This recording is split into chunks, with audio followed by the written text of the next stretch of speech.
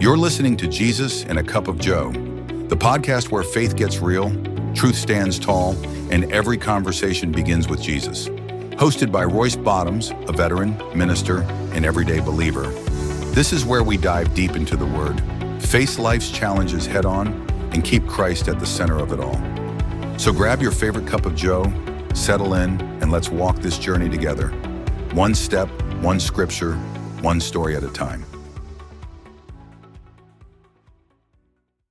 Hey, I want to welcome all of you back to the show. I'm glad you're able to join me. If you've been following this story, you know we've been walking through moments that shaped my life. Moments where service, faith, and calling collide. Moments where pressure reveals character. And today we're stepping into one of those moments, Fort Polk, Louisiana. The Joint Readiness Training Center. A place soldiers simply call the box. It's where the Army strips away your comfort, your sleep, and your certainty. And the only question you have left is, who are you going to be when things get hard? But this episode just isn't about Fort Polk, because not long after leaving the box, I walked into a quiet retention office thinking to myself, I knew my future. Alaska, mountains, cold air, a new chapter. But sometimes the road we plan is not the road that God prepares. So, what happened forces the decisions that change my life forever. And so, if you've been following the stories out of my book, Forged in Fire and Grace, which you can find at the Apple Bookstore, we're going to continue with chapters 8, 9, and 10 today.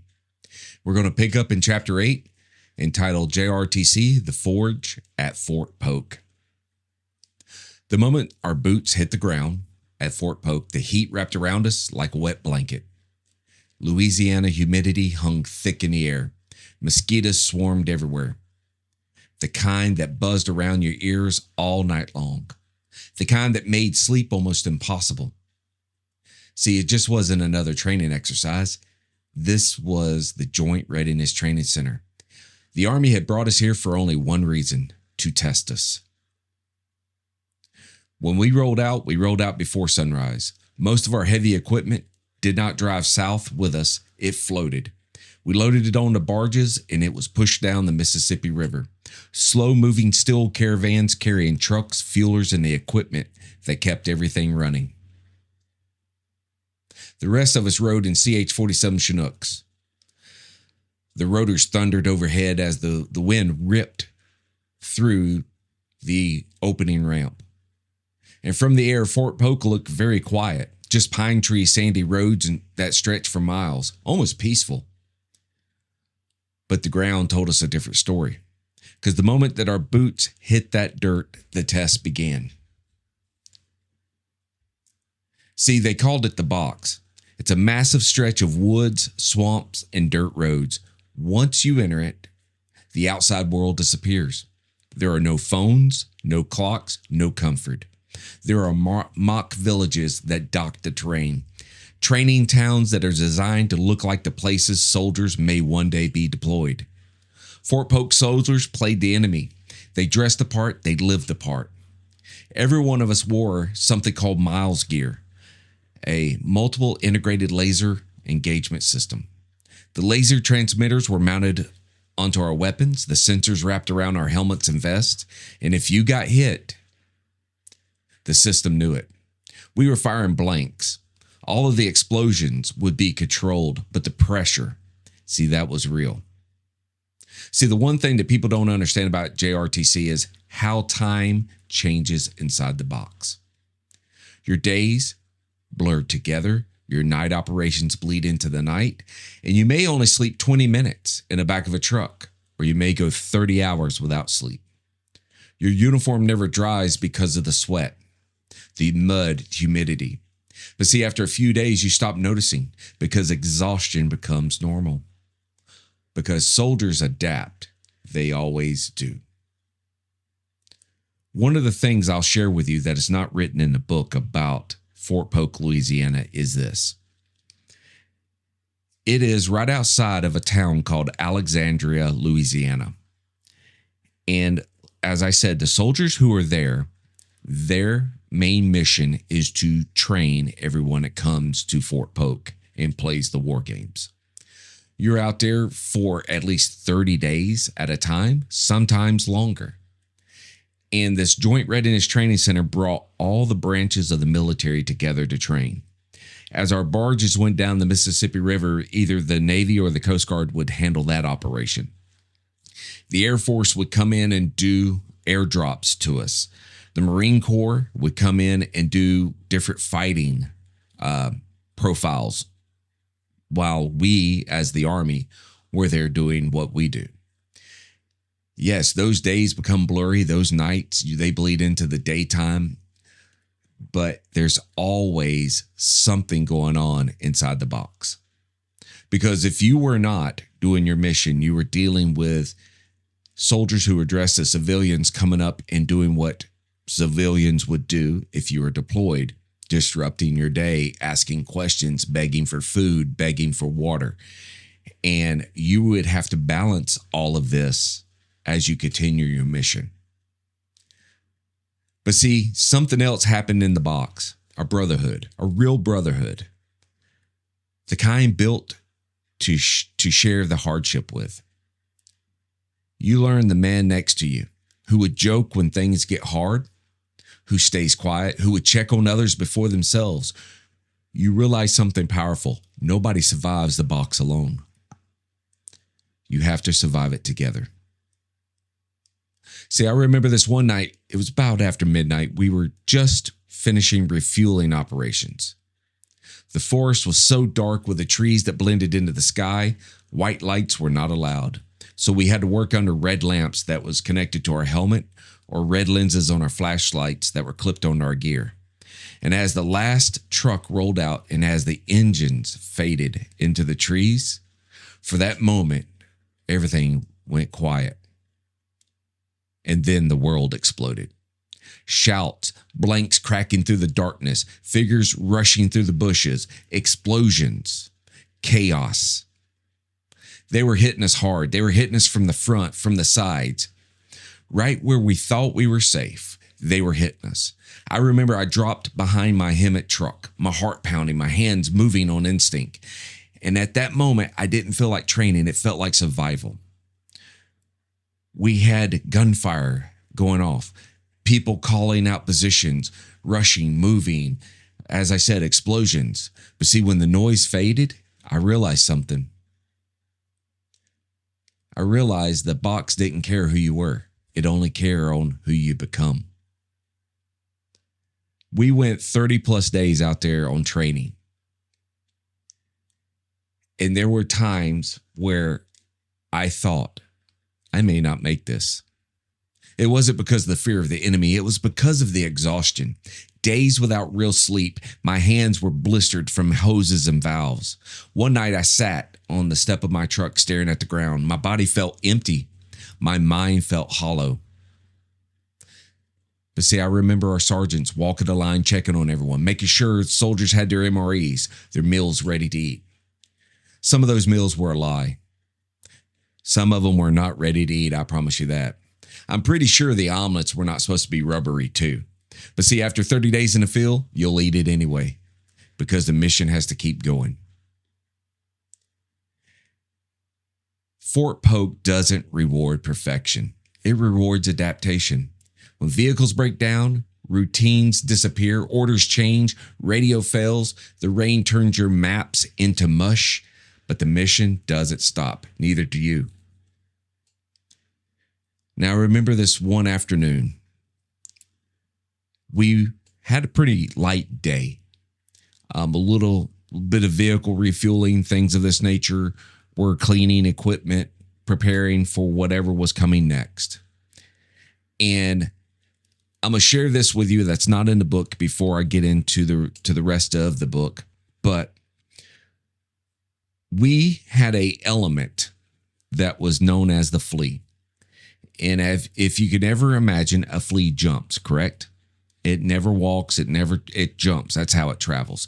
And so what we were designed to do in our element was to jump from place to place. And what I mean by this is we would get orders to go to a certain grid on the map. And we would start from point A, and they would show us point D. Now, point B and C is whatever you have to do to make it to point D. And I remember we used to set up elements, and what would happen is we would have a 5-gallon per minute pump in a blivet bag, which is a large rubber bag that held about 500 gallons of fuel in our hoses. And they would airdrop this equipment at certain places depending on where we were at. And we would set up a quick refueling station. When we were done refueling, in the real world, as you're deployed, you would call for a engineering unit to come behind you and blow up that equipment for the simple fact you didn't want it to fall in enemy hands. We couldn't carry it with us because we had very small vehicles that we could race to the next point to get set up. Because as armor units move, as the military moves, they are constantly pushing forward and never stopping. And so we would have to keep pushing forward to refuel them. Very simply and simple, it's the simplest way to do refueling missions. And that's what we were doing this particular day. Was we just got finished with our equipment. We were looking at our next grid. We were calling in for our next airdrop. And then the helicopters thundered low over the trees, and Apaches who were returning from live fire missions were running low on fuel. And over the radio, we could hear the pilots calling out, "LZ, we need fuel ASAP." And see, they started dropping into our landing zones. They didn't care. They would just drop down wherever they could drop down because they were running out of fuel. And then we would move. We would drag our hoses. We use our hand signals. They were snapping. As we were giving the orders, the blades were chopping through the airs above our head. This was called a hot refuel, where the missions are still running, the blades are still spinning, and there's no room for hesitation. You had live rounds on these helicopters. You had pilots who were trained to deal with all situations. We started refueling these birds, doing the best we can, making sure we were grounded and bonded, because as a helicopter is running, it builds up static through the air. And the last thing that you want is static electricity making contact with your refueling operations, because that is a recipe for disaster. But see, after the last bird lifted off, the last helicopter disappeared in the trees, I stood there staring at the sky, trying to process what happened. But see, I knew one thing. It just wasn't training anymore. All right. It just wasn't training. It's who I was becoming. When our JRTC ended, we packed up our equipment and we headed back to Fort Campbell. We were exhausted, but changed. Because of the box, it has a way of revealing things about a soldier that you never would think. Lessons that would take place that would shape your lives forever. And so when you get back, if you can imagine, you have all this equipment to clean, all of these weapons to clean, all of your gear to clean, and get it repacked and ready to go for the next time. And all of the helicopters would have to be serviced, have to be cleaned, have to be positioned and ready to go. See, pressure reveals character. When comfort disappears, you discover on who you really are. You learn who you could trust. You learn who can lead. And sometimes leadership is not loud. Sometimes it's a sergeant walking the line in the middle of the night checking on his soldiers. Sometimes it's leadership is simply the having precedence, having a precedence there on the line, standing there, making sure people are squared away. See, there are prayers that you pray on your knees. There's prayers that you pray with blistering hands and empty lungs. But JRTC taught me that God doesn't only meet you in churches. He meets you in the mud, in the exhaustion, in the middle of the night where quitting feels like the only option. Sometimes God doesn't remove the weight. Sometimes he simply gives you the strength to stand back up under it. Galatians 6:9 tells us, "Let us not become weary in doing good, for at the proper time I will reap the harvest, and it will not for what it will not give up. See, not long after I got out of the woods and got out of the field, we were done with everything. It was time to re-enlist. And I thought I had my life figured out. I was a first-term soldier, which means I had the ability to choose either my next duty station or my next job that I wanted to do. This was the one time that you could change any of this. And so I wanted the next duty station. I knew exactly where I wanted to go. I wanted to go to Alaska. I wanted to go to Alaska because of the mountains and because of the pipelines and because of the four-wheelers and all of this. But see, the retention NCO looked at the screen and said, Alaska is not available. The Army wants you in Korea. Korea, a place I never imagined. But he leaned back and said, well, you have one other option. You can change your job, your MOS. And then something inside of me locked into place. I want to be a 12 mic. I want to be an Army firefighter. And he smiled. He looked at the computer and he says, well, that MOS is open. This is where you're going to go to training. This is the military base you're going to get trained on. And then after that, you're going to be a firefighter in Korea. Korea? I don't want to go to Korea. I had no ambitions to go to Korea. And I blinked. And if I couldn't change my MOS and I couldn't get a new duty station, what do I do? And see, he shook his head. He says, well, that's not how it works. You change jobs, the Army chooses where you go. Just like that, the MOS of my dreams were wrapped in orders that I didn't want. And I said the words soldiers joke about until they mean them.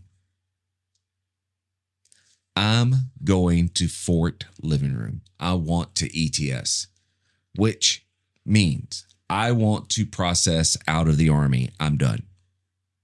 So I started out processing. I turned in my gear. I started signing my paperwork. I started packing my truck, leaving the Army behind. I wasn't angry. I just knew one thing. If God wanted me into Korea, I would have felt peace, and I didn't. So I walked away with no roadmap, no plan, just the faith that God was redirecting me in the mission. And so as I walked away, I packed up my truck.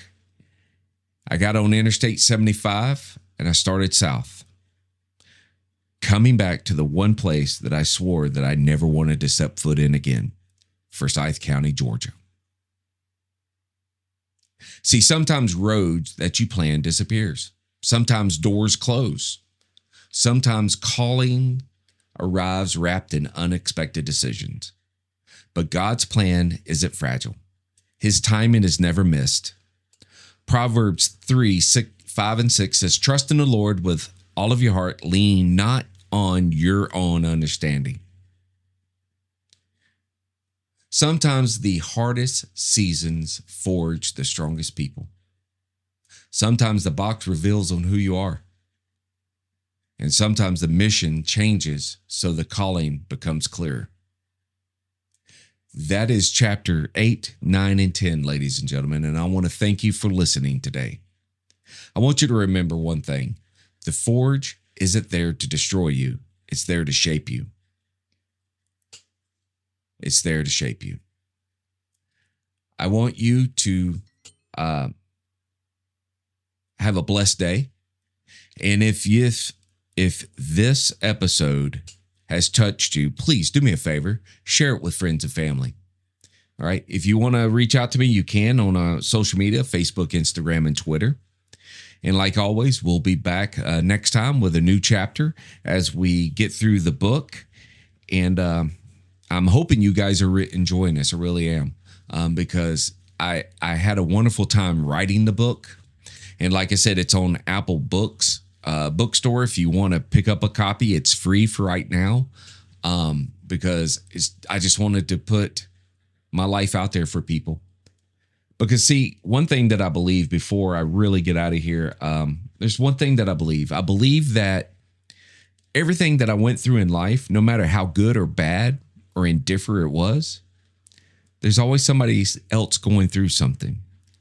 And just if what I went through can help somebody else navigate what they're going through, that's all that matters to me. So once again, thank you so much for listening. May God bless each and every one of you. And remember, you always start your day with Jesus and a cup of Joe, and I'll catch you next time.